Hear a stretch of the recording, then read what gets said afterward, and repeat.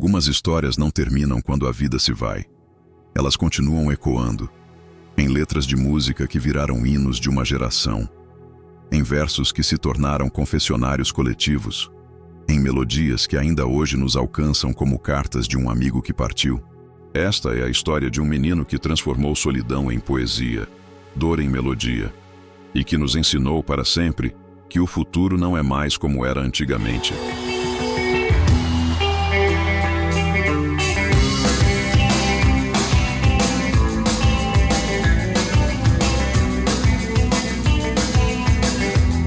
Esta é a jornada de Renato Russo, o trovador solitário que falou por milhões.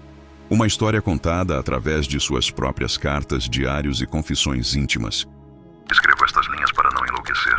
Há dias em que o silêncio deste quarto pesa mais que o próprio gesso. Em 1975, enquanto Brasília se desenvolvia sob o sol intenso do Planalto, um adolescente de 15 anos, chamado Renato Manfredini Jr., descobria que o mundo podia se reduzir a 4 paredes. Diagnosticado com epifisiólise, uma rara doença óssea, ele foi condenado a 6 longos meses de imobilidade total, preso em uma cama que se tornou simultaneamente seu refúgio e sua prisão. Mas foi nesse isolamento forçado que nasceu o poeta. Entre discos de The Beatles e The Smiths, livros de Drummond e Vinícius, Renato descobriu que podia viajar através das palavras e melodias. Seu quarto silencioso transformou-se em um universo particular, onde a tristeza se metamorfoseava em versos e a saudade de uma adolescência normal convertia-se em combustível criativo. As horas intermináveis eram preenchidas por rabiscos em cadernos, primeiros esboços do que viriam a ser canções imortais. Anos mais tarde, ele refletiria que aquela doença havia sido seu batismo artístico. O menino que não podia correr com os amigos aprendera a voar por meio da música. Cada disco ouvido era uma janela aberta para mundos distantes. Cada livro lido, um diálogo com almas afins. Assim, entre dores físicas e descobertas emocionais, preparava-se silenciosamente para se tornar Renato Russo, o trovador que um dia falaria por uma geração inteira. Não queremos mais as mesmas velhas respostas para as mesmas velhas perguntas. Queremos gritar nossa própria verdade. Brasília, final dos anos 70. Renato, agora recuperado fisicamente, mas marcado emocionalmente, mergulhou de cabeça na efervescente cena punk da capital. Junto de Fê Lemos e outros jovens igualmente insatisfeitos, fundou o Aborto Elétrico, uma banda que era muito mais do que simplesmente música. Era um manifesto vivo, um protesto contra a mesmice e o conformismo. Eles compunham músicas rápidas, caóticas, carregadas de ironia ácida e revolta genuína. Renato, que ainda não havia adotado definitivamente o sobrenome Russo, já demonstrava seu talento para criar personagens e histórias fascinantes em torno da banda. Inventava factoides, criava mitologias, já se percebia como um artista diferente, alguém que queria mais do que apenas fazer barulho, mas sim construir narrativas. Essa fase, embora breve em sua trajetória, foi essencial para forjar seu caráter artístico. Mostrou que ele não tinha medo de quebrar convenções e que sua arte sempre nasceria da necessidade visceral de expressar algo que doía demais para ser calado. O punk foi sua escola de coragem, o espaço onde aprendeu que a autenticidade vale mais do que perfeição. Descobri que posso cantar o que sinto, e que isso ecoa em outros corações. Talvez não estejamos tão sós assim. A virada para os anos 80 trouxe consigo a transformação mais significativa.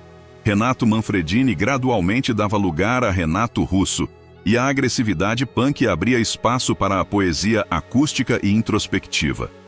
Sozinho com seu violão, ele começou a compor canções que funcionavam como cartas abertas ao mundo, cheias de lirismo, vulnerabilidade e uma honestidade que cortava direto a alma. Faroeste Caboclo, escrita nesse período de transição, era um épico de 9 minutos que demonstrava sua ambição literária e musical. Outras composições, como Será e Tempo Perdido, capturavam com precisão cirúrgica o espírito de uma geração que ansiava por respostas em tempos de incerteza política e social. Nessa fase, Renato descobriu sua verdadeira voz artística. Não mais o grito desesperado, mas a palavra ponderada que ressoa na alma. Percebeu que sua missão era traduzir em música os sentimentos complexos que todos carregamos, mas nem sempre conseguimos expressar. Não somos heróis, apenas espelhos. Mostramos para essa geração o rosto que ela já tem, mas ainda não enxergou. 82 marcou o nascimento da Legião Urbana. Com Renato como vocalista, compositor principal e alma da banda, o grupo rapidamente se tornou a voz de milhões de jovens brasileiros. Seus shows transformaram-se em rituais de uma geração, e letras como Geração Coca-Cola e Eduardo e Mônica viraram hinos que transcenderam o momento histórico para se tornar atemporais. O sucesso estrondoso, porém, cobrou seu preço. A fama trouxe consigo uma exposição que frequentemente esmagava Renato, que se via permanentemente dividido entre o ídolo público e o homem privado. Nos palcos, ele era um profeta moderno, recebendo o amor de milhares. Nos bastidores, permanecia um ser humano profundamente frágil, carregando dores existenciais que as plateias extasiadas não conseguiam enxergar. Essa dualidade tornou-se central em sua vida e obra. Quanto mais multidões cantavam suas músicas, mais ele se sentia sozinho em seu universo interior. Um paradoxo que alimentaria sua criatividade, mas também aceleraria sua autodestruição. Amar é sempre dizer adeus, mesmo quando ficamos. Cada encontro carrega em si a sombra da despedida. Renato amou intensa e complicadamente, homens e mulheres, e seus relacionamentos eram tão passionais quanto contraditórios. Em cartas íntimas e diários pessoais, confessava sua solidão profunda mesmo quando cercado por fãs e admiradores. Escrevia sobre a dificuldade quase insuperável de conciliar o amor romântico com a entrega total à música. Para ele, amar era outra forma de arte e de sofrimento. Suas canções de amor, como Monte Castelo e Há Tempos, nasciam diretamente dessas experiências afetivas, transformando dores pessoais em beleza universal. Cada coração partido, cada desencontro, cada momento de conexão genuína convertia-se em matéria-prima para sua criação artística. Essa capacidade de transfigurar o pessoal em coletivo foi um de seus maiores dons. Ao compartilhar suas próprias vulnerabilidades amorosas, ele permitia que milhões se reconhecessem em suas canções, criando uma teia invisível de solidariedade afetiva através de sua música. Às vezes o palco é a única luz em minha escuridão. Outras vezes é justamente ali que meus demônios me encontram. Nos anos 90, os vícios se intensificaram perigosamente. Renato usava álcool e drogas como anestesia para uma dor existencial que nunca o abandonava completamente. Shows cancelados, internações hospitalares, crises públicas e particulares.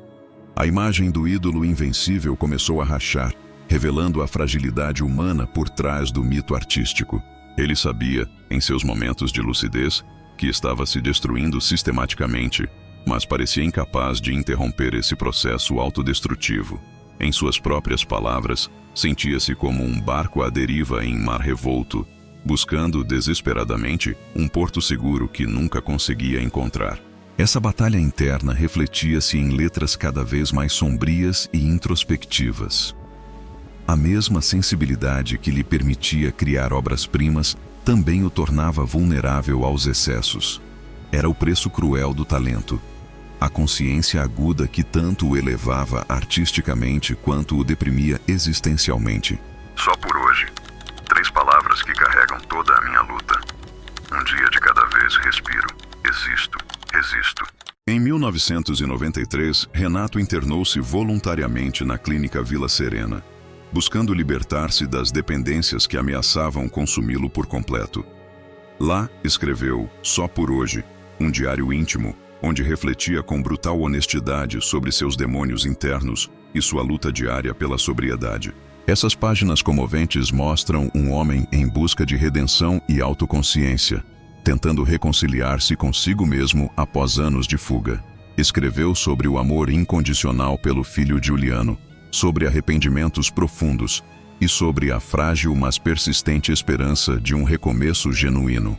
Aquele diário representava seu grito silencioso por ajuda e, simultaneamente, funcionava como um farol de esperança para outros que lutavam contra os mesmos fantasmas.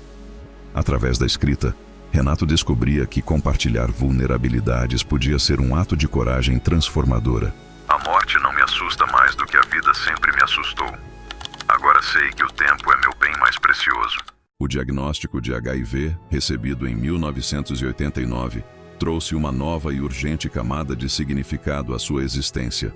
Renato encarou a doença com notável coragem, transformando o medo inicial em combustível criativo. Sabia que seu tempo era limitado e cada música composta, cada show realizado, tornou-se uma espécie de testamento artístico e emocional. Manteve a doença em segredo por anos, temendo o julgamento alheio e a transformação de sua imagem pública. Quando a verdade finalmente veio à tona, já era tarde para alterar o curso dos acontecimentos, mas não para garantir que sua voz continuasse ecoando muito além de sua existência física. Nessa fase final, sua arte adquiriu uma profundidade ainda maior. As canções falavam da urgência de viver plenamente, do valor de cada momento, da importância de deixar um legado que transcendesse a própria vida. Cada nota que canto é uma despedida. Cada verso, um pedaço de mim que fica com vocês. Os últimos meses foram marcados por despedidas silenciosas e significativas. Renato, cada vez mais frágil fisicamente, continuava compondo e criando, agora com a serenidade peculiar de quem sabe que a jornada terrestre aproxima-se do fim. Várias, uma de suas últimas composições, soa como um acorde final cheio de paz e aceitação. Em 22 de outubro de 1996, o trovador partiu. Deixou para trás não apenas um repertório musical extraordinário, mas um legado humano poderoso. A prova concreta de que é possível transformar sofrimento em arte, solidão em companhia coletiva e vulnerabilidade em força conexiva. Sua morte não foi o fim, mas a transformação de sua presença física em presença eterna, através da arte que nos legou. Minhas canções são minhas cartas para o futuro. Espero que alguém ainda as ouça quando eu já não estiver aqui para cantá-las. Quase 3 décadas após sua partida, Renato Russo permanece vibrante e presente em cada adolescente que descobre Tempo Perdido como um hino pessoal, em cada nova geração que se identifica com índios ou pais e filhos, em cada coração que encontra consolo em Faroeste Caboclo. Sua voz tornou-se verdadeiramente eterna, assim como um dia ele modestamente desejara. Sua história nos lembra constantemente que a grande arte nasce da coragem de ser autenticamente frágil, que nossas dores não precisam nos definir, mas podem ser transformadas em pontes que conectam almas, e que, paradoxalmente, as canções mais profundamente tristes são frequentemente aquelas que nos dão forças para continuar seguindo em frente. Renato Russo não se foi. Ele simplesmente transmutou-se em poesia pura, continuando a habitar cada coração que encontra refúgio, consolo e identificação em suas palavras e melodias. Sua essência permanece conosco, um eterno lembrete de que a verdadeira imortalidade não está no corpo, mas na arte que continua tocando gerações. O menino do quarto silencioso, o poeta dos palcos lotados, o homem por trás do mito. Todos permanecem vivos em cada acorde, em cada verso, em cada suspiro de suas canções. E agora, eu quero saber de você. Qual música do Renato marcou sua vida? Em qual verso você se reconheceu? Que história sua carrega o som da Legião Urbana? Deixe nos comentários a sua memória, a sua homenagem, a sua confissão. Vamos juntos manter viva a chama desse trovador que nos mostrou que ser frágil é humano e transformar fragilidade em arte é eterno. Se este vídeo tocou seu coração, compartilhe com alguém que também carrega Renato Russo na alma. E inscreva-se no canal para mais histórias que precisam ser lembradas.